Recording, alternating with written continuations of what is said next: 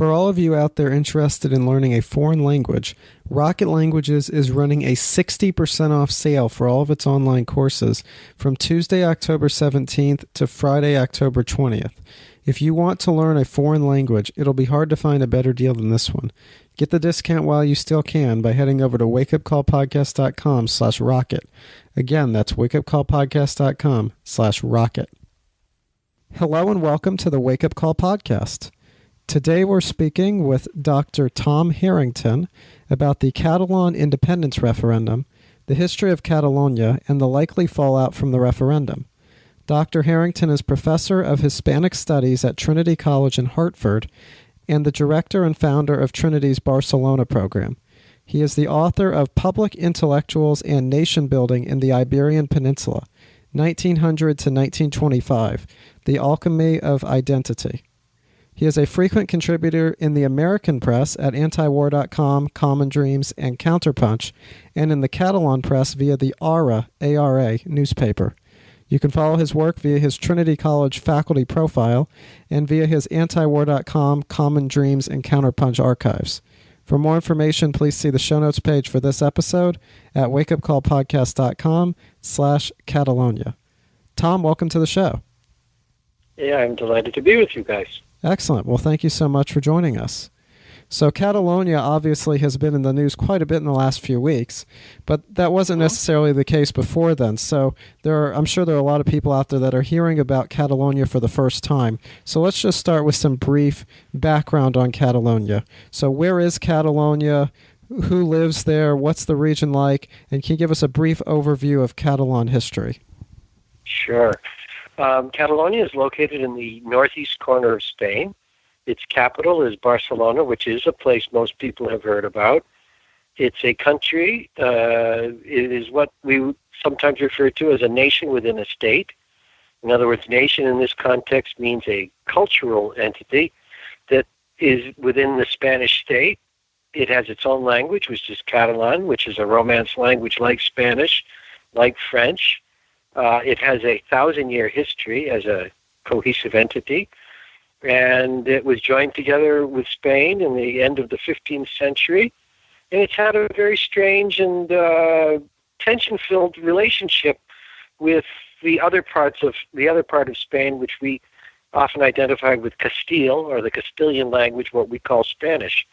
So I can go into some of that in greater detail if you like, but I'll stop there for the time being. Yeah, can you just give us some of the high points or low points, as it may be, in that history? And especially, can you talk about Catalonia under the rule of Francisco Franco? Sure. I'll start at the beginning. Catalonia was a country that emerged as a trading power in the Mediterranean in the late Middle Ages. And then between the marriage of Ferdinand to Isabel, you've probably heard of Ferdinand and Isabel, she who paid for Columbus's trip to the Americas, or his journey of discovery to the Americas. They conjoined the Aragonese Empire, within which Catalonia existed, to the Castilian kingdom, and they created the basis for what we now call Spain. But it was a strange marriage. It was a dynastic marriage, and the idea was that both kingdoms would retain a certain amount of autonomy. That was the case in Catalonia till 1714. When after the War of Spanish Succession, the Bourbon family from France, with its tradition of centralism, came to Spain and imposed the French model pioneered by Louis XIV on Spain. And it wiped out Catalan law for the most part and put Catalan language on its back foot. But what began to happen in the 19th century was that Catalonia began to reemerge as a commercial power. It's a Mediterranean country, so in that sense it was competing with Genoa and places like Venice and Genoa for power in the Mediterranean. So it's a trading society. It also is a society where the sense of religious orthodoxy is not nearly as strong as it was in Castile. So this always irritated a part of the Spanish body politic. They saw the Catalans as too commercial, not pious enough.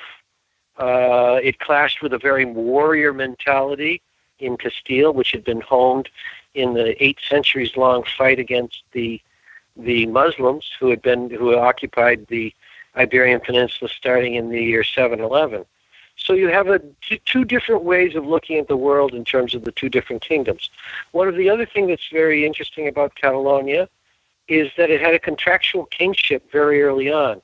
We talk about the Magna Carta as being a great movement forward in terms of jurisprudence and the rights of the common people. Catalonia had a similar arrangement at about the same time. So the Catalans have always had a pact-making tradition, whereas the Spanish Castilian tradition is one of brute force and martial excellence, war-making. You want me to go up to Franco? Yes, please. Okay. So what began happening in the 19th century, as I alluded to earlier, is that Catalan became an industrial power, competing in many ways with places like Belgium, places on the periphery, but of the Industrial Revolution in Europe, but important places. They had textile industry that was developing in the 19th century. And the Catalans began asking the question, why are we taking orders from a central government that in many ways is not as progressive as we are? And so Catalan language, after about 150 years of sleepiness, began to reemerge, and a bourgeoisie emerged in the late 19th century that said, why can't we speak our language? Why can't we use it as the language of culture that it was in the Middle Ages? Why must we respond to Madrid and Madrid's dictates when we're clearly doing better and in a more sophisticated way than the centralized state was doing? And there was a real flowering of nationalist, what they then called regionalist, but then nationalist thinking between 1906 and 1923. I say those dates are fairly clear because 1906 was a sort of declaration of nationalism as our new creed. And 1923 was when it ended, when the Primo de Rivera dictatorship crushed that nascent movement. 8 years later, however, the Spanish Republic was declared, and the Catalans actually declared the Catalan Republic first, and then we're talked into saying, okay, it'll be the Catalan Republic within a federalized Spanish Republic. And that's the way things were between 1931 and 1936, when Franco and the army factions he led declared war upon the Republic, and that's the beginning of the Spanish Civil War. And after 3 years of fighting, Franco emerged victorious. Franco, working hand in glove with big business, large landowners, and the Catholic Church, imposed a dictatorship, and one of their key goals was to root out any remaining elements of Catalan culture, and the Catalan language was banned. In the Republic, it had been completely functional. Students were educated in Catalan, and Franco, after 1939, said no more of that. And that's the way it stayed, with some variations between 1939 and 1975, Franco's death, when a new transition to democracy began that became concretized in a 1978 constitution that allowed for limited autonomous rule in Catalonia, the Basque Country, and Galicia, where they all speak different languages. And that was the arrangement that pretty much worked for about 2 decades, until the late 90s, when the Conservative Party under José María Aznar came in, and with the express goal of at least freezing, if not rolling back, Catalan autonomy. And there's a backstory on that. Aznar is from a Francoist family. Much of his government comes from a Francoist family. And these were people who took only superficially to democracy. And they said, well, now that we're back in power, we can begin freezing this and hopefully rolling it back. And then I can go in a little bit later about what has happened over the last 20 years. Does that help? Yeah, that definitely helps. So under the Spanish Constitution, what type of privileges did these special areas have, such as the Basque Country, and Andalusia, and Catalonia? It was a constitution of minimums of a sort in 1978. They had two very strong opposing interests to reconcile. You still had a bunch of Francoists running the government who had needed to be pleased, and for whom the idea of Catalan autonomy was an anathema. On the other hand, you had a now fairly prosperous Catalonia and a now fairly prosperous Basque country, and you had people that still remembered the freedoms they had had in the brief republic between 31 and 36. And these people needed to be given some sign that the crushing of their cultures was over. And so they, and this even had a linguistic correlate to it. The Catalans prefer to call themselves a nation. The Castilian Spaniards prefer to call them a region, meaning a constituent part of the larger thing called Spain. So they even had to come up with a new name. They called them autonomous communities. And these autonomous communities set out possibilities for control in various realms. One of the most important ones was in education, where Catalan language was brought back into the schools, and during the 80s, a real, fairly strong program of re-Catalanization of the society began. Healthcare became another area. Schooling, some infrastructure, but in fact, tax collection was not part of the deal. Though strangely enough, it was part of the deal that the Basques worked out.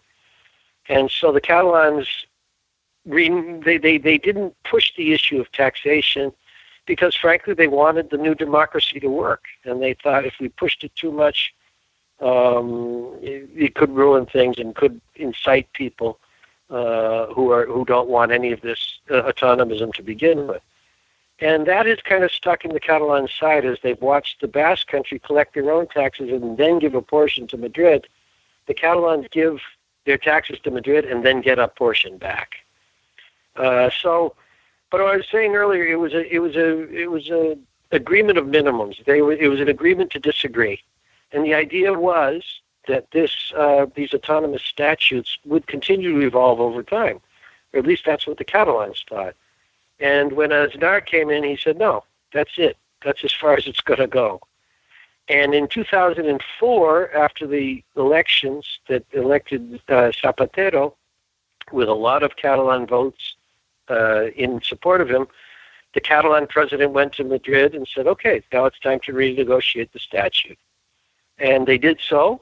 They passed it in the Catalan. They came up with a new statute which gave Catalonia minimally more powers and the right to call itself a nation. And that statute was passed. It was created in Catalonia, passed in Madrid, and came back to Catalonia and was passed in a referendum. So everyone seemed to be happy, except the Partido Popular of Aznar said, no, we don't want this to take place. And they lodged objections before the tribunal, the Constitutional Tribunal, which they had packed with their own jurists during their time in office. And they bragged openly at certain points, our men on the tribunal will take care of this. And sure enough, after 4 years of wrangling and getting the right people into position, they nullified important parts of that new statute. And that took place in 2010. And so you have a situation which is that where a bunch of Catalans who had been very content under the Statute of Autonomy suddenly felt insulted. And that's when the current drive for independence began in 2010.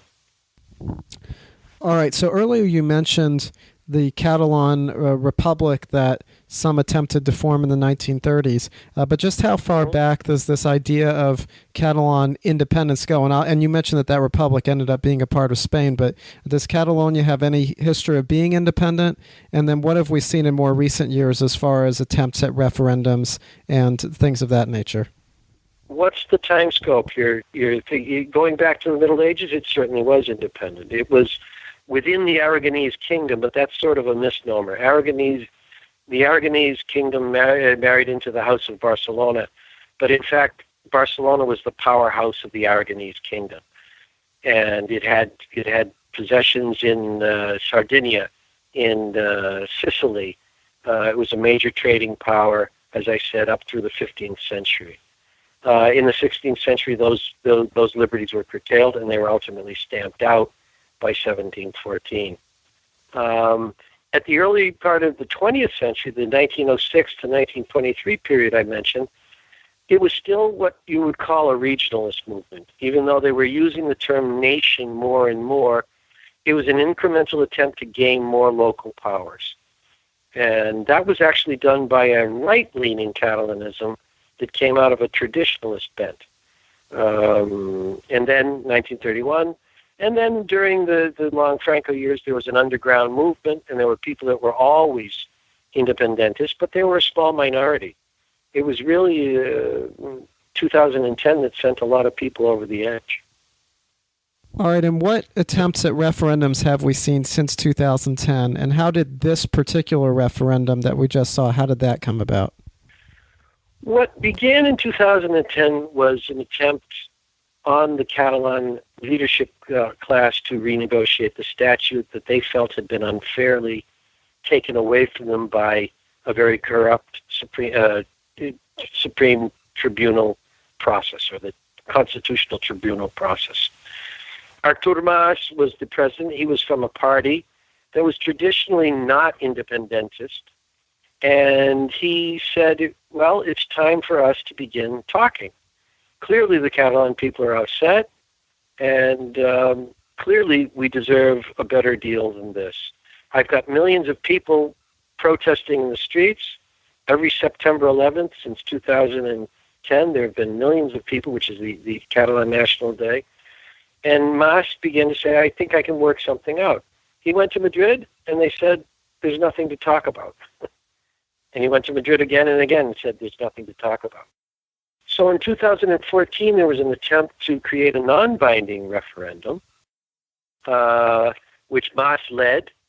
And for his troubles, he was charged with disobedience of the Spanish state and was brought into trial. This was a non-binding referendum. It brought to trial along with two other members of his government, and a sentence was passed down that barred them from public life for 2 years not long ago. So a new coalition was formed after that. It was called Together for Yes, and there were elections in 2015, September 29th, if memory serves, and that coalition won a bare majority in the Catalan parliament. And they had a clear mandate, they felt, to at least initiate the process of a referendum, all the time saying we would love to work this out through negotiation. And Madrid said again and again and again, there's nothing to talk about. And so they said, well, we're going ahead anyhow. And that's where we find ourselves, that's how we find ourselves where we are today. And who's a part of that coalition, really quickly? Say that again? Yeah, who's a part of that coalition? It basically has three factions. One is the former party known as CIU, which is now known as PDeCAT, the Democratic Party of Catalonia. That was Mas's party. The Esquerra Republicana, or the Catalan left, which was the old traditional left Catalan party that had been dominant during the Republic from 31 to 36. And then there's another element, which is the CUP, the CUP, which is a neo-anarchist party, anti-system party. So it's a very interesting coalition. You have what has been a traditionally center-right, although not extremely so, Catholic-oriented party in the PDeCAT, or former CIU, that had held power for 23 years between 1980 and 2003. You have a traditional center-left party of an independentist bent in the ERC, and then you have an anti-system party, CUP, which made the getting over the 50% in delegates in seats in the Catalan Parliament possible. So it's an odd coalition. So how ultimately did the referendum play out? What were the results? What was some of the pushback from the Spanish government, and who was actually able to vote? Because it all seemed very uncertain while it was happening. Well, yes and no. We're still living that uncertainty now. You've probably seen the pictures. The Spanish government said those who engage in this voting process will be punished. And that was a clear, and those that use government funds will be punished. So what went on in the period between September of 2015 and October 1st, a couple weeks ago, was that a parallel government was formed by this coalition government. They began saying, well, we're going to do it anyhow. How can we do it? And they set up some underground parallel forms of government. For example, they had to import the ballot boxes. And they had to smuggle them into Spain and not be detected by the Spanish government. They also had to ensure that people could vote. And they did this by citizen activists getting up at 5 in the morning and protecting the schools and polling places. They had to make sure that the teachers, the school principals that ran the buildings would allow their buildings to be used and would make copies of their keys and the alarm codes available to the people who wanted to vote. And all of this was done, amazingly enough, through a grassroots organizing system of volunteers. When the morning of October 1st came, I think you probably saw some of the images, the Spanish government responded by sending in the civil guards, which is a Spanish national police force, into certain polling places. They were especially interested in upsetting the ability of the Catalan president to successfully vote and members of his government. And there was some very Hollywood scenes. For example, the president, Puigdemont, was on his way to his polling place, and he was being tailed by a government helicopter.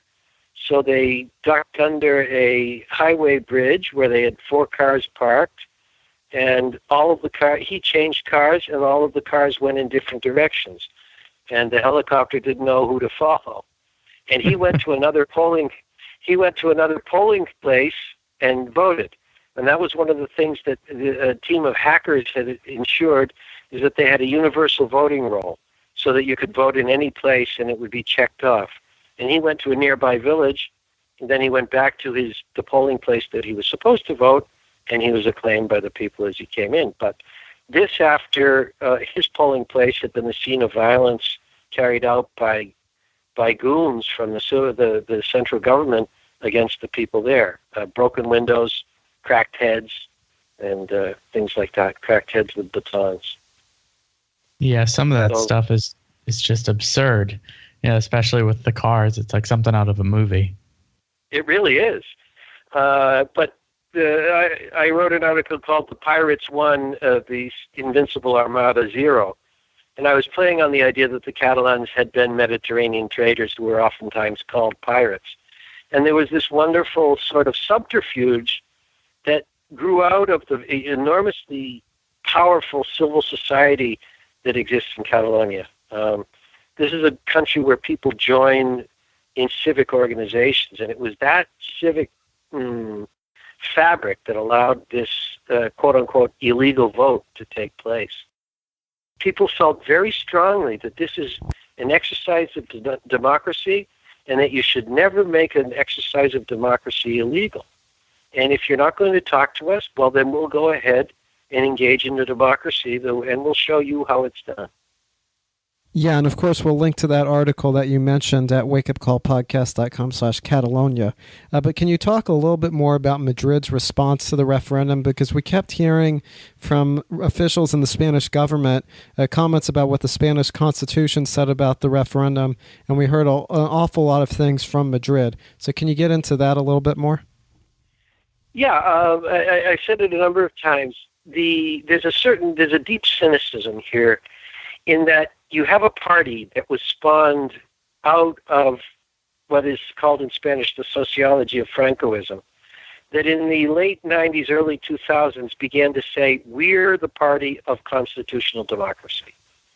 And they even went so far as to quote the great German thinker on democracy, Habermas, and say, this is what we want. We're the people of the Constitution. This from a party that had, in the main, its members had been against the Constitution. And they were doing it as a ploy to simply freeze the Constitution in place. And so what they've done is through their media apparatus, they said, this is the Constitution. The Constitution doesn't allow this. There's nothing to talk about. And they're still saying the same thing. After the referendum, and in my view, a truly shameful moment, the Spanish king, the young Spanish king, I guess he's not so young any longer, went on TV and basically used all of the talking points of the central government to say, nothing to talk about, this is illegal, you are causing the fracture of the country, you must learn from your ways and stop doing what you're doing. And that's the extent of the negotiating position that you've gotten from Madrid. What made it particularly bad in the King's case, in my view, and in the view of many other people, is that under a constitutional monarchy, a king should be an arbiter. If he really wants to keep the country together, he needs to say, okay, there are two parties here, but they're all Spaniards. How can we come together? He did nothing of the sort. He said, I'm with the posture of the major parties in Madrid, mostly the Partido Popular, and you need to come back home or else. And in that way, he tainted himself, I believe, as a king. Catalonia is already wholly Republican in its outlook. They've never liked the monarchy, and now he's simply alienated them in an even greater way. Rocket Languages is running a 60% off sale for all of its online courses from Tuesday, October 17th to Friday, October 20th. If you want to learn a foreign language, then jump on this offer while you still can. They offer courses for 13 different languages, and all of their courses include lifetime online access to teachers and native speakers every second of the day. Get on this while you still can. This is too good of a deal to pass up. Head over to wakeupcallpodcast.com/rocket. Again, that's wakeupcallpodcast.com/rocket to take advantage of this great deal. One thing that's important to Catalonia's independence is what the international community thinks, because it's important for them to have the more recognition that they have from the international community, the stronger of a bargaining chip, you could say, that they have. So what has the international community said so far? The international community, in my view, has been disgraceful. Basically, they've said, for example, France has said this is an internal matter. The European Union under Juncker has been very tepid. Catalans have asked them to play mediators. They've said, no, we're not going to say anything. This is a matter for the Spanish government to work out. Now, if that were a consistent policy in the European Union, that wouldn't be a problem. But the fact is there has been no consistent policy of that sort in the European Union. Kosovo was welcomed into the European Union, which had virtually no claim in any way as strong as Catalonia. But because it was geopolitically useful for NATO, it was welcomed in. Croatia, Serbia, Slovakia, a whole series of countries that we could talk about, Estonia, Slovenia. These countries didn't have referenda in all cases. They simply declared independence. But the European Union, being very attentive to the geopolitical needs of NATO, simply ushered them in. And often, in many cases, ushered them in quite quickly.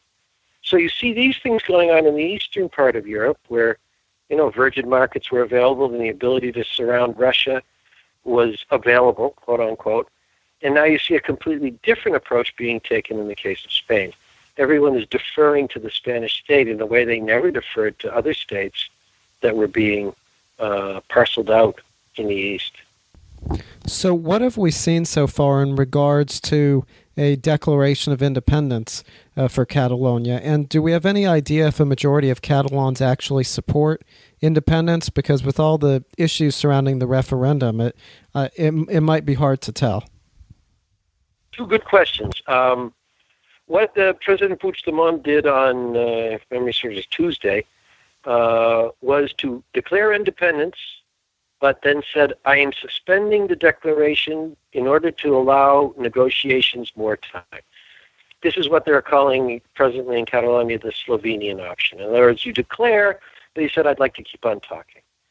Well, 2 days later, Rajoy, the Prime Minister of Spain, said, well, tell me whether you declared or whether you didn't. It wasn't clear to me. And he's basically asking for a clear answer. I mean, and if he gets it, he's going to invoke the article of the Constitution, which is 155, which will suspend the Statute of Autonomy for Catalonia and mandate the creation of new elections. So again, no change from Rajoy. He's saying, if you did, in fact, declare independence, and you clarify for that to me, the Spanish state will take all means necessary, or will use all means necessary to crush whatever it is you're trying to do. In addition to all the police that are already been shipped into Catalonia, they will now take formal actions against the Statute of Autonomy, which the Catalans already consider insufficient. The population of Catalonia. What we know is that there appears to be a very slim majority that is flat out independentist. The September 29th, 2015 elections gave independentists 48.5% of the vote, which gave them a one-seat majority in the Catalan parliament. But in addition to that, we know there's probably 10 to 15%, maybe 20%, who are people who are sympathetic to independence, but were disturbed by doing it in a unilateral way. And the big question that no one knows is how many of those people, if they're forced to, are going to get on board. So you may have another 10% there, which would bring it up to something like 60%. On the other hand, you have a 20% faction, which is hardcore pro-Spanish. They don't want to know anything about Catalonia. They identify primarily as Spaniards and will fight tooth and nail against it. You may even bring that number up to 30% if you include a couple of other parties that are fairly intransigent. So you really have a 50, 20, 30 breakdown, and it's that middle 20 that's the big question mark. How many of those people, if forced to choose, will choose independence? My sense, and I have no science behind this, but this is what a lot of people, you're reading about a lot of people who are on the fence after seeing the way the Spanish state treated the attempt to vote on October 1st. I suspect many more of those people that were on the fence are now in the camp of saying, hey, they've shown us the way they look at us. They've said, it's either my way or the highway, so why don't I get on board? And what are some of your predictions going forward? Do you think that this is going to end up being resolved in negotiations? It almost feels from the way you describe it that they're playing two very different games. They're not really seeing eye to eye. They're not playing the same game. So how do you think this is all going to end up? This is the tragedy of all of this for me, is that had there been a more flexible approach from the Spanish government, this could have been resolved a long time ago. Remember, Catalans are not strident people. One of the things that defines them is their desire to create agreements and pacts, as I said earlier. They're traders by tradition.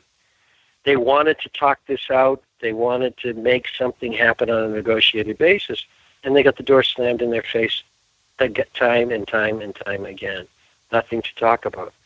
So now we've gotten to a very tragic situation, and there's something I neglected to mention, is that the Spanish government is encouraging economic warfare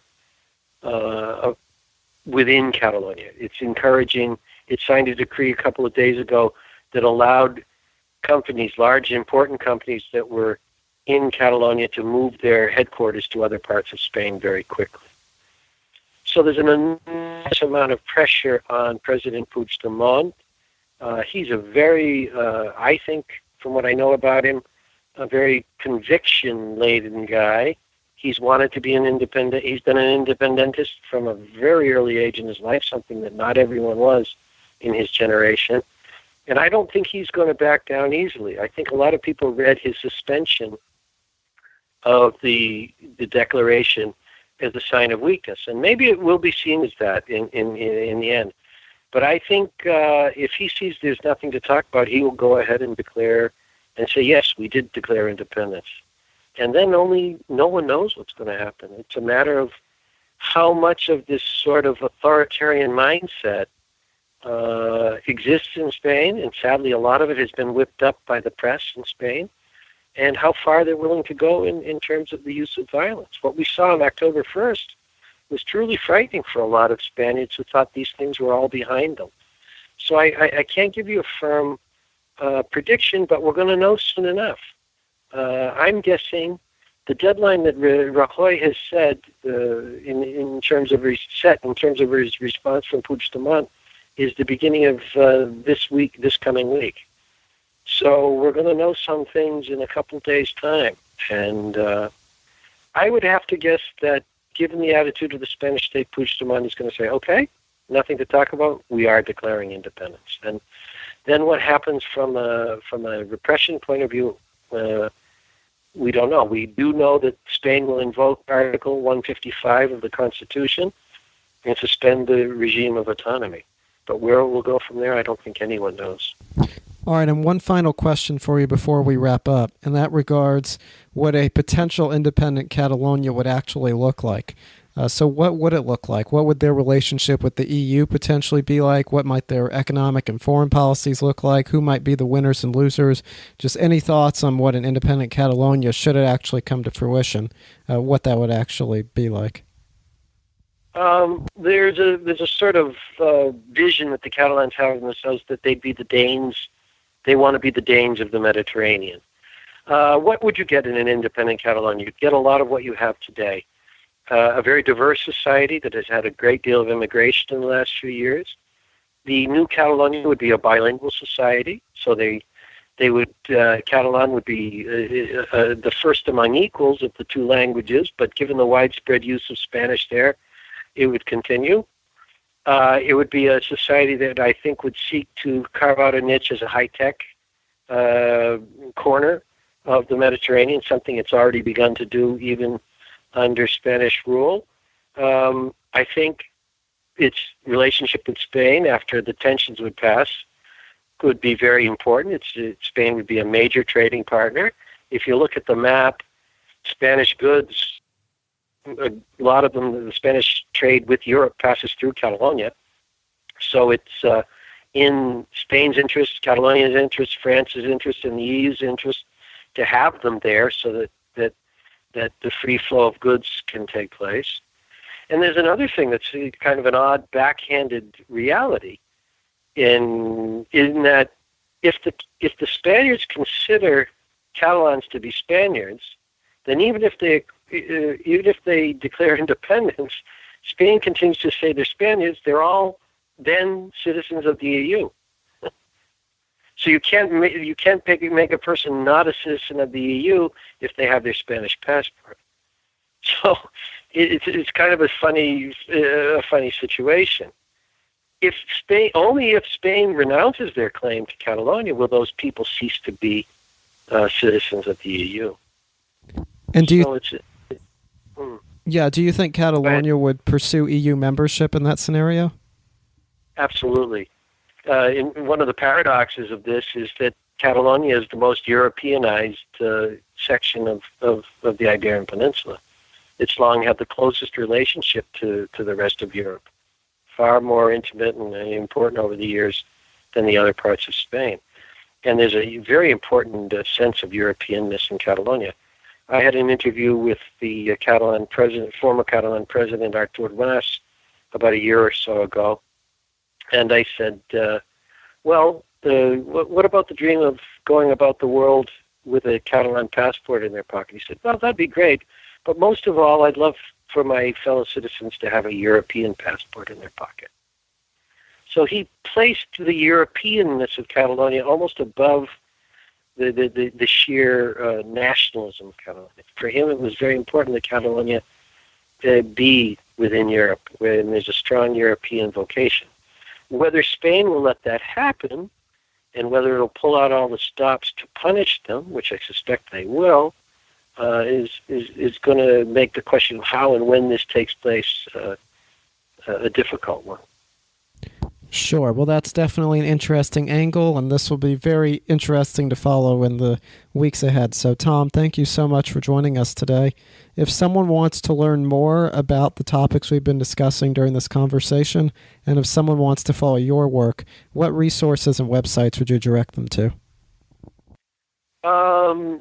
I've been writing. It's hard to get Catalan things talked about in the American press, and so you have to kind of work from the margins. I've been posting at Counterpunch, at Anti-War.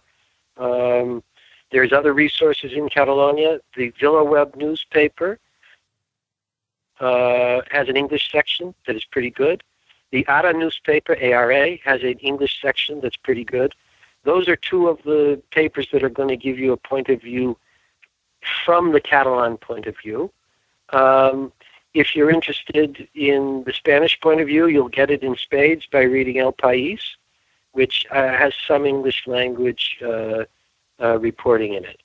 The La Vanguardia, which is the important newspaper of the non-nationalist Catalan component, is an excellent newspaper, but it's available in Spanish and in Catalan. But I don't believe there is a version of it available in English. Maybe a few things here and there. All right, great. Well, that's definitely a lot to remember. So just to make it easier on everybody, you don't have to remember it. Just one place you have to remember, one website, and that's wakeupcallpodcast.com/Catalonia. So that's going to be the place to go, the show notes page for this episode. And of course, we'll link to Tom's book that we mentioned in the introduction. We'll link to his antiwar.com and Counterpunch archives, all those various newspapers that he just mentioned, everything related to this episode, that article that came up earlier in conversation. So wakeupcallpodcast.com/Catalonia is your one-stop shop for resources related to our conversation today. And I want to encourage everybody while they're on our website to really do us a favor and do yourselves a favor and sign up for our email newsletter, our email list. That way you can get all of the shows, get updates as the shows are published, and also to subscribe, rate, and review the show on iTunes or Stitcher. Again, you'll get those shows right as they come out, and both of those things really help us out, as well as helping you out so that you can get the episodes very quickly and right when they come out. So, Tom, thank you so much for joining us today to take a look at this Catalan independence referendum and the history of Catalonia and what all of this might mean. This is a very timely topic, of course, but it's a topic that probably isn't going to go away anytime soon. So thank you for joining us to take a look at it, and we look forward to speaking with you again as there are further developments. That'd be great, and it's been a delight. Well, thank you very much. Yeah, thank you. Okay. Thank you. Bye. Thank you for listening to this episode of the Wake Up Call podcast. If you'd like to listen to more episodes, please check out our website at wakeupcallpodcast.com.